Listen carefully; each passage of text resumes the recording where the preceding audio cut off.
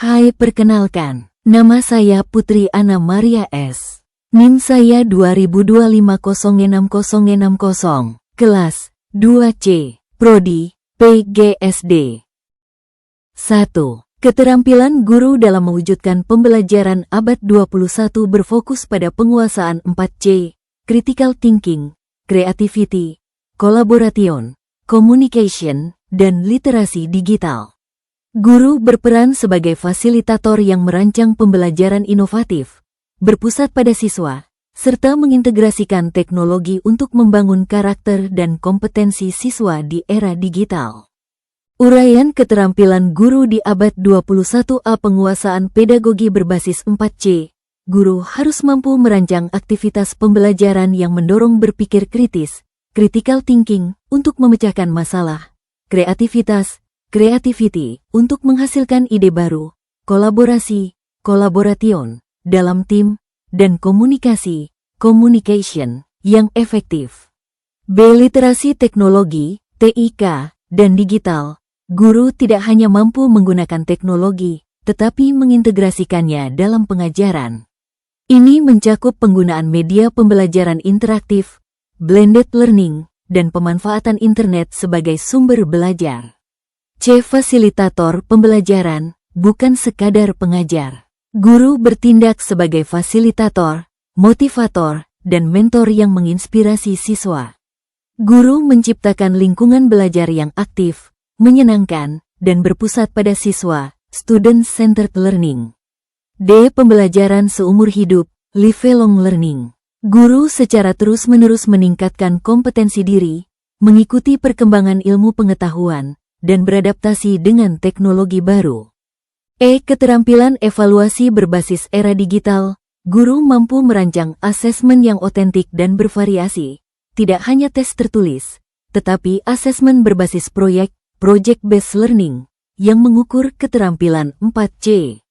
Dan yang terakhir, kemampuan adaptasi dan inovasi. Guru harus kreatif dalam mengelola kelas dan beradaptasi dengan karakter siswa generasi digital yang berbeda dengan era sebelumnya. 2.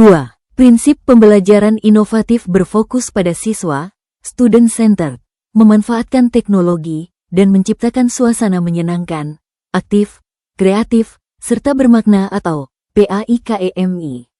Tujuannya adalah mengembangkan kemampuan berpikir kritis, kolaboratif, dan adaptif melalui pendekatan berbasis proyek atau masalah. Ini berbeda dengan metode konvensional. 3. Pendekatan scientific approach, adalah model pembelajaran yang dirancang agar siswa secara aktif mengonstruksi konsep, hukum, atau prinsip melalui tahapan-tahapan ilmiah. Pendekatan ini berpusat pada siswa, student-centered, di mana guru bertindak sebagai fasilitator, sementara siswa aktif bereksplorasi.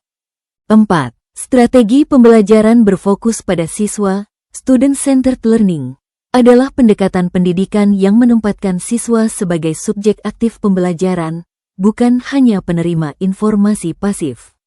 Guru berperan sebagai fasilitator, motivator, dan pemandu, sedangkan siswa mengambil tanggung jawab atas proses belajarnya sendiri berdasarkan kebutuhan, minat, dan kecepatan belajar mereka.